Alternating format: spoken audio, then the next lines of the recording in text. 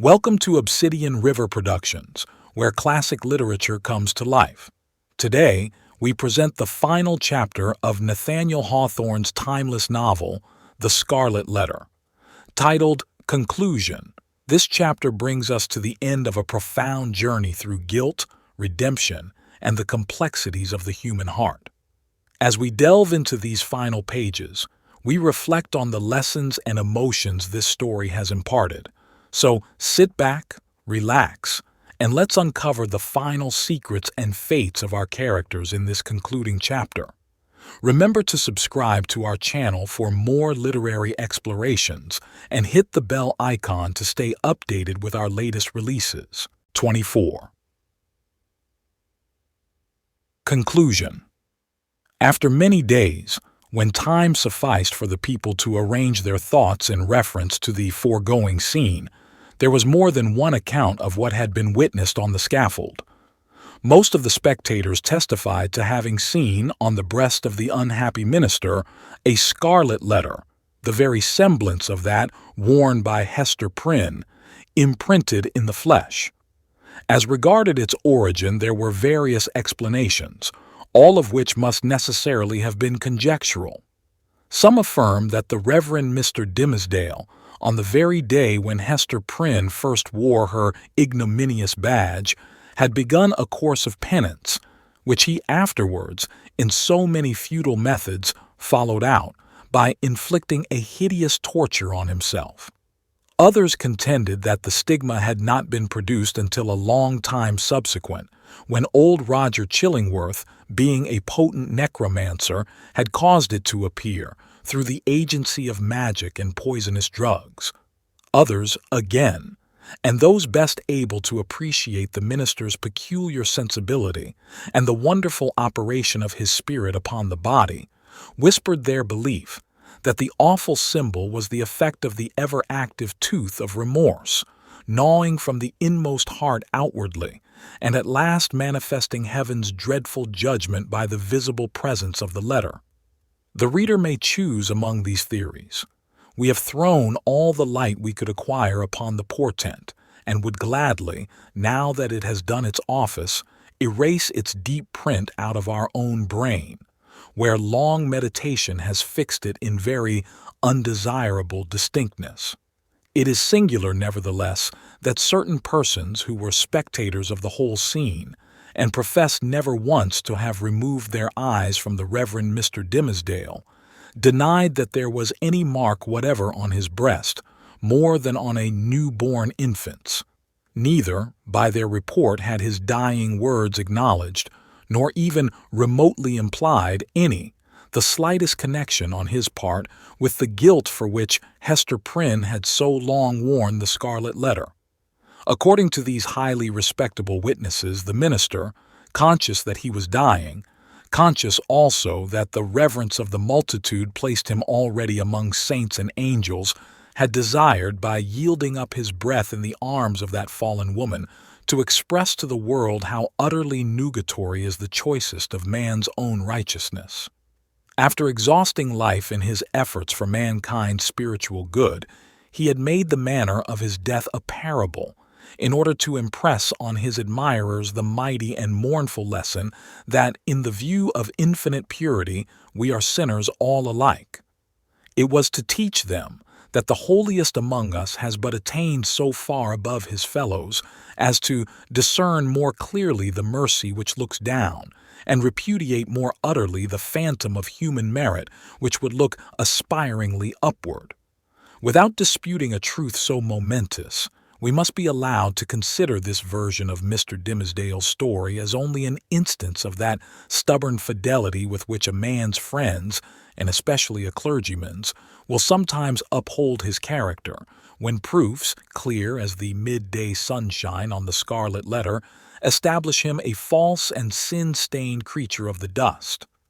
The authority which we have chiefly followed, a manuscript of old date, drawn up from the verbal testimony of individuals, some of whom had known Hester Prynne, while others had heard the tale from contemporary witnesses, fully confirms the view taken in the foregoing pages. Among many morals which press upon us from the poor minister's miserable experience, we put only this into a sentence: be true, be true, be true. Show freely to the world, if not your worst, yet some trait whereby the worst may be inferred. Nothing was more remarkable than the change which took place, almost immediately after Mr. Dimmesdale's death, in the appearance and demeanor of the old man known as Roger Chillingworth. All his strength and energy, all his vital and intellectual force, seemed at once to desert him, insomuch that he positively withered up, shriveled away, and almost vanished from mortal sight, like an uprooted weed that lies wilting in the sun.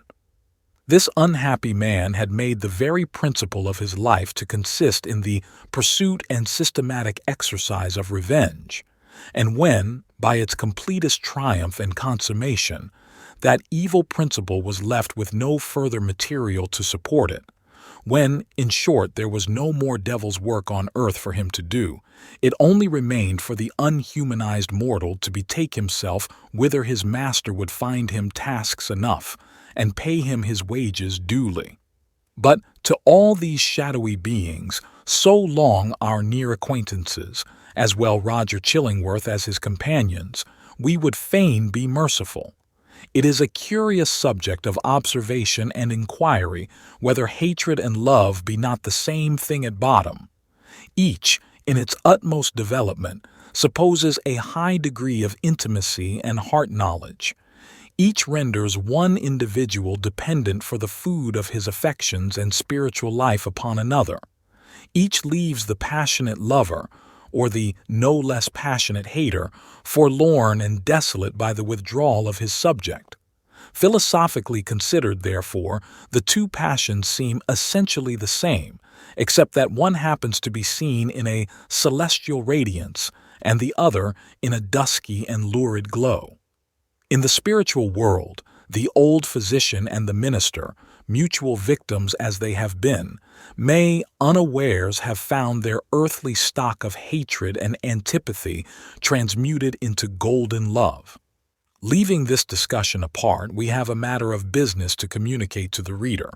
At old Roger Chillingworth's decease, which took place within the year, and by his last will and testament, of which Governor Bellingham and the Reverend Mr. Wilson were executors, he bequeathed a very considerable amount of property, both here and in England, to little Pearl, the daughter of Hester Prynne.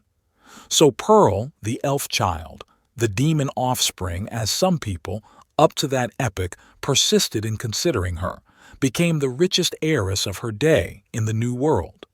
Not improbably, this circumstance wrought a very material change in the public estimation, and, had the mother and child remained here, little Pearl, at a marriageable period of life, might have mingled her wild blood with the lineage of the devoutest Puritan among them all. But, in no long time after the physician's death, the wearer of the Scarlet Letter disappeared, and Pearl along with her. For many years, though a vague report would now and then find its way across the sea, like a shapeless piece of driftwood tossed ashore with the initials of a name upon it, yet no tidings of them unquestionably authentic were received. The story of the Scarlet Letter grew into a legend. Its spell, however, was still potent, and kept the scaffold awful where the poor minister had died, and likewise the cottage by the seashore, where Hester Prynne had dwelt. Near this latter spot, one afternoon, some children were at play, when they beheld a tall woman in a gray robe approach the cottage door. In all those years it had never once been opened, but either she unlocked it, or the decaying wood and iron yielded to her hand, or she glided shadow-like through these impediments, and at all events went in. On the threshold she paused, turned partly round, for perchance the idea of entering all alone, and all so changed, the home of so intense a former life, was more dreary and desolate than even she could bear. But her hesitation was only for an instant, though long enough to display a scarlet letter on her breast, and Hester Prynne had returned and taken up her long-forsaken shame. But where was little Pearl? If still alive, she must now have been in the flush and bloom of early womanhood. None knew, nor ever learned with the fullness of perfect certainty, whether the elf child had gone thus untimely to a maiden grave, or whether her wild, rich nature had been softened and subdued and made capable of a woman's gentle happiness. But through the remainder of Hester's life, there were indications that the recluse of the Scarlet Letter was the object of love and interest with some inhabitant of another land. Letters came with armorial seals upon them, though of bearings unknown to English heraldry. In the cottage there were articles of comfort and luxury such as Hester never cared to use, but which only wealth could have purchased, and affection have imagined for her. There were trifles, too, little ornaments, beautiful tokens of a continual remembrance that must have been wrought by delicate fingers at the impulse of a fond heart. And once, Hester was seen embroidering a baby garment with such a lavish richness of golden fancy as would have raised a public tumult, had any infant thus apparelled been shown to our sober-hued community. In fine, the gossips of that day believed, and Mr. Surveyor Pugh, who made investigations a century later, believed, and one of his recent successors in office, moreover, faithfully believes, that Pearl was not only alive, but married and happy and mindful of her mother, and that she would most joyfully have entertained that sad and lonely mother at her fireside. But there was a more real life for Hester Prynne here, in New England, than in that unknown region where Pearl had found a home. Here had been her sin, here her sorrow, and here was yet to be her penitence. She had returned, therefore, and resumed, of her own free will, for not the sternest magistrate of that iron period would have imposed it, resumed the symbol of which we have related so dark a tale. Never afterwards did it quit her bosom, but in the lapse of the toilsome, thoughtful, and self-devoted years that made up Hester's life, the Scarlet Letter ceased to be a stigma which attracted the world's scorn and bitterness, and became a type of something to be sorrowed over, and looked upon with awe, yet with reverence too. And as Hester Prynne had no selfish ends, nor lived in any measure for her own profit and enjoyment, people brought all their sorrows and perplexities, and besought her counsel, as one who had herself gone through a mighty trouble. Women, more especially, in the continually recurring trials of wounded, wasted, wronged, misplaced, or erring and sinful passion, or with the dreary burden of a heart unyielded because unvalued and unsought, came to Hester's cottage, demanding why they were so wretched and what the remedy. Hester comforted and counseled them as best she might. She assured them, too, of her firm belief that, at some brighter period when the world should have grown ripe for it, in heaven's own time, a new truth would be revealed, in order to establish the whole relation between man and woman on a surer ground of mutual happiness. Earlier in life, Hester had vainly imagined that she herself might be the destined prophetess, but had long since recognized the impossibility that any mission of divine and mysterious truth should be confided to a woman stained with sin, bowed down with shame, or even burdened with a lifelong sorrow. The angel and apostle of the coming revelation must be a woman indeed, but lofty, pure, and beautiful, and wise, moreover, not through dusky grief, but the ethereal medium of joy, and showing how sacred love should make us happy by the truest test of a life successful to such an end. So said Hester Prynne, and glanced her sad eyes downward at the Scarlet Letter. And after many, many years, a new grave was delved, near an old and sunken one, in that burial ground beside which King's Chapel has since been built. It was near that old and sunken grave, yet with a space between, as if the dust of the two sleepers had no right to mingle. Yet one tombstone served for both.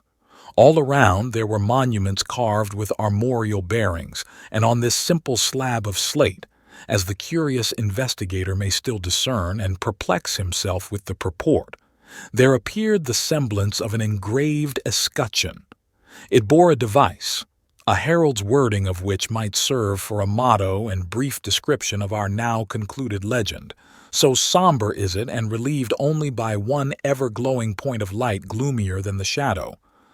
On a field sable, the letter A, ghouls. Thank you for joining us at Obsidian River Productions for the concluding chapter of The Scarlet Letter. As we close this chapter of our literary journey, we invite you to reflect on the powerful themes and emotional depth of Hawthorne's masterpiece. What has this story meant to you? Share your thoughts in the comments below, and don't forget to like and subscribe for more captivating stories. If you're hungry for more classic literature, visit our channel for a wide selection of audiobooks. And for an ad-free listening experience, visit obsidianriver.com/shop to discover our full collection. Stay tuned for more tales that transcend time, right here on Obsidian River Productions.